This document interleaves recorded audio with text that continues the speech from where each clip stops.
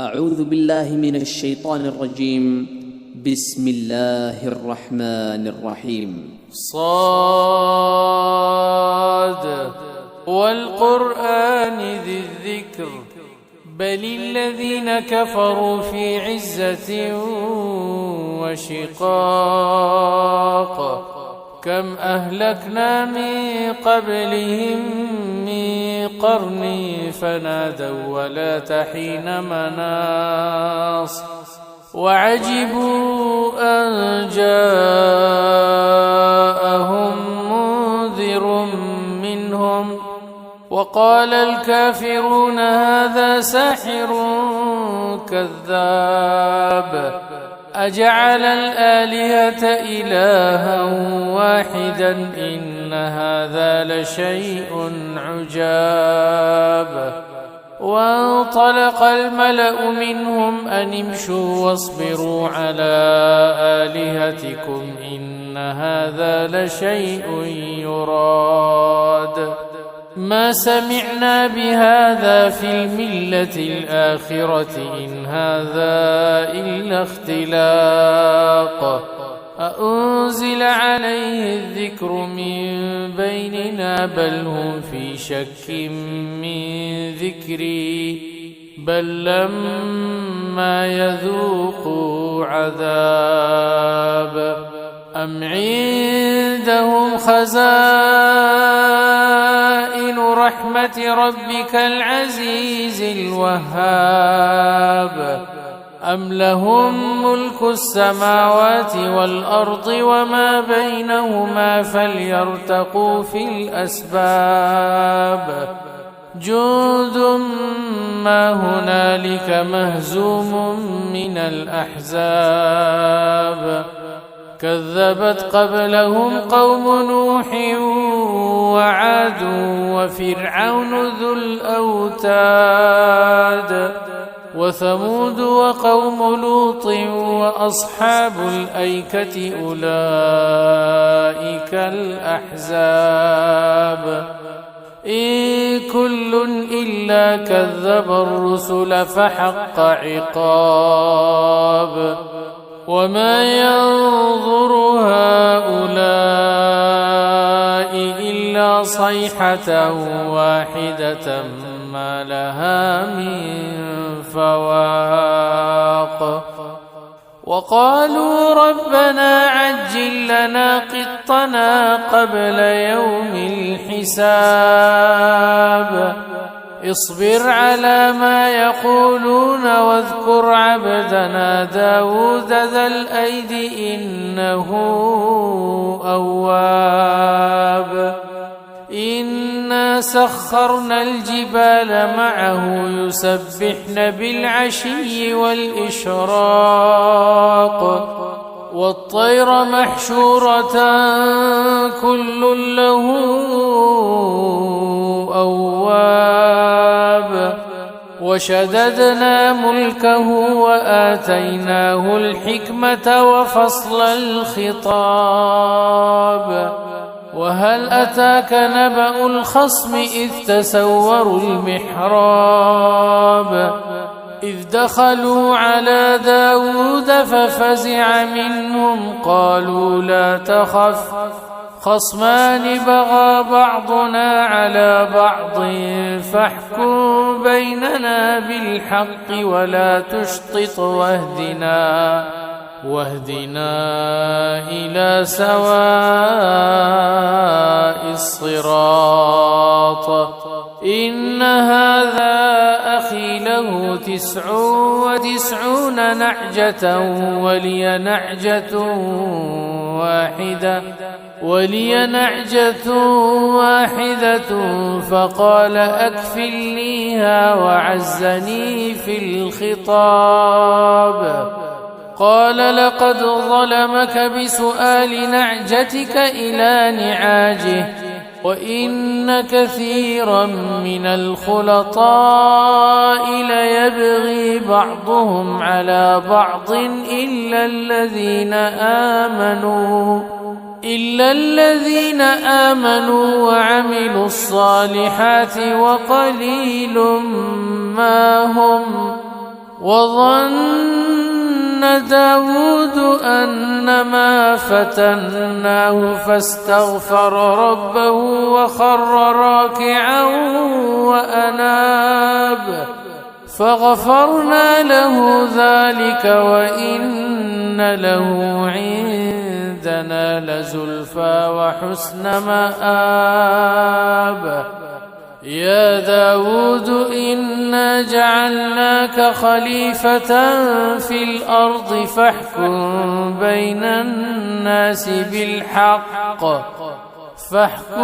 بين الناس بالحق ولا تتبع الهوى فيضلك عن سبيل الله إن الذين يضلون عن سبيل الله لهم عذاب شديد بما نسوا يوم الحساب وما خلقنا السماء والأرض وما بينهما باطلا ذلك ظن الذين كفروا فويل للذين كفروا من النار أم نجعل الذين آمنوا وعملوا الصالحات كالمفسدين في الأرض أم نجعل المتقين كالفجار كتاب أنزلناه إليك مبارك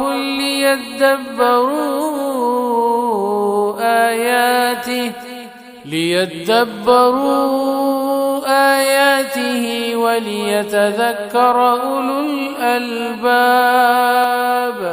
ووهبنا لداود سليمان نعم العبد إنه أواب إذ عرض عليه بالعشي الصافنات الجياد فقال إني أحببت حب الخير عن ذكر ربي حتى توارت بالحجاب ردوها علي فطفق مسحا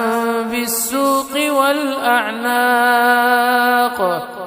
ولقد فتنا سليمان وألقينا على كرسيه جسدا ثم أناب قال رب اغفر لي وهب لي ملكا لا ينبغي لأحد من بعدي إنك أنت الوهاب فسخرنا له الريح تجري بأمره رخاء حيث أصاب والشياطين كل بناء وغواص وآخرين مقرنين في الأصفاد هذا عطاؤنا فامنن أو أمسك بغير حساب وإن له عندنا لزلفى وحسن مآب واذكر عبدنا أيوب إذ نادى ربه أني مسني الشيطان بنصب وعذاب اركض برجلك هذا مغتسل بارد وشراب ووهبنا له أهله ومثلهم معهم رحمة منا وذكرى لأولي الألباب وخذ بيدك ضغثا فاضرب به ولا تحنث إنا وجدناه صابرا نعم العبد إنه أواب واذكر عبادنا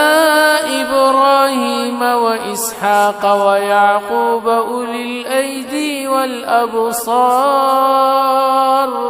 إنا أخلصناهم بخالصة ذكر الدار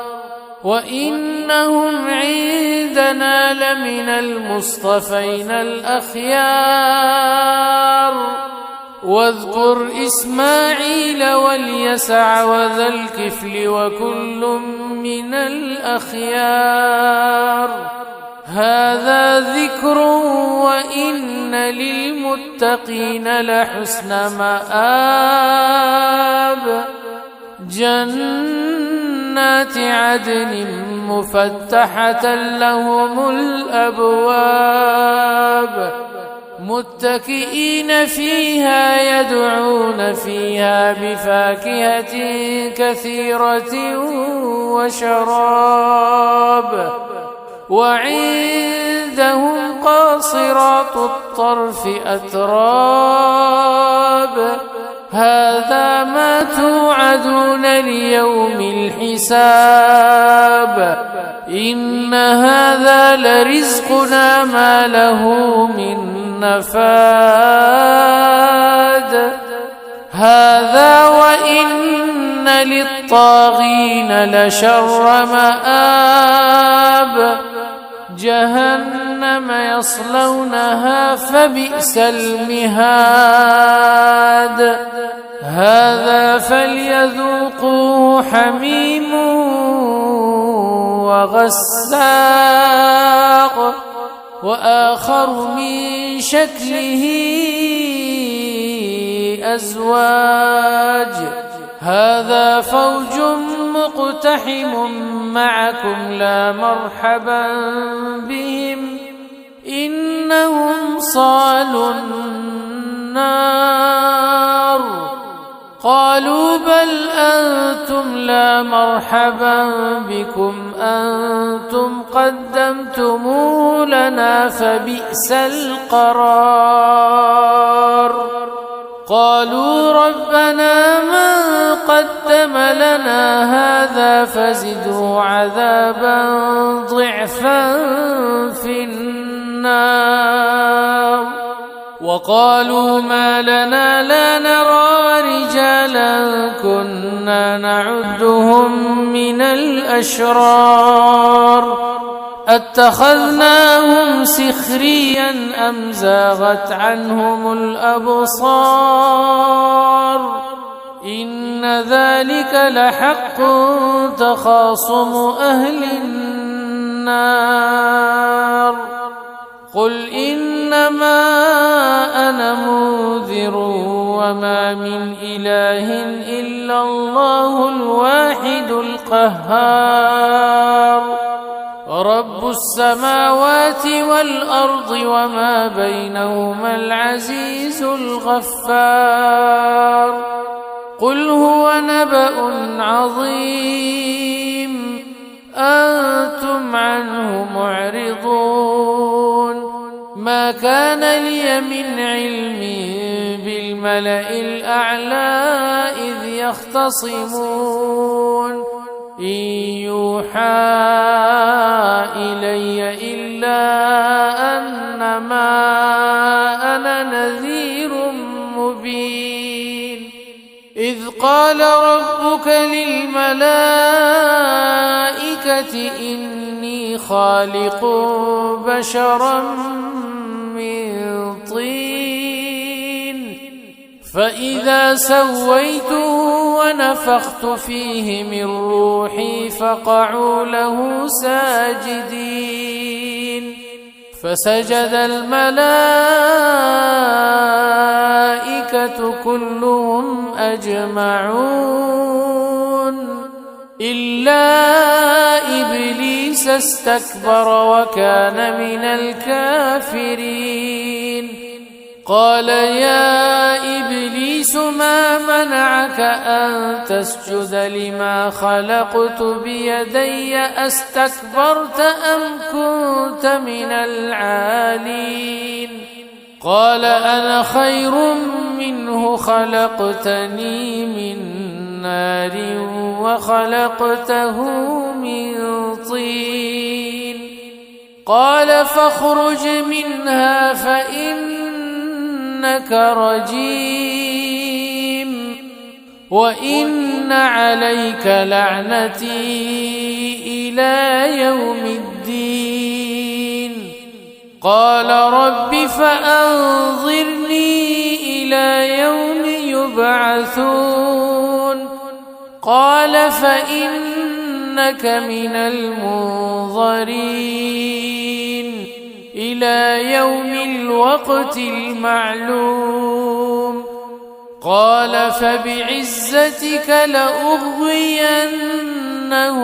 أجمعين إلا عبادك منهم المخلصين قال فالحق والحق أقول لأملأن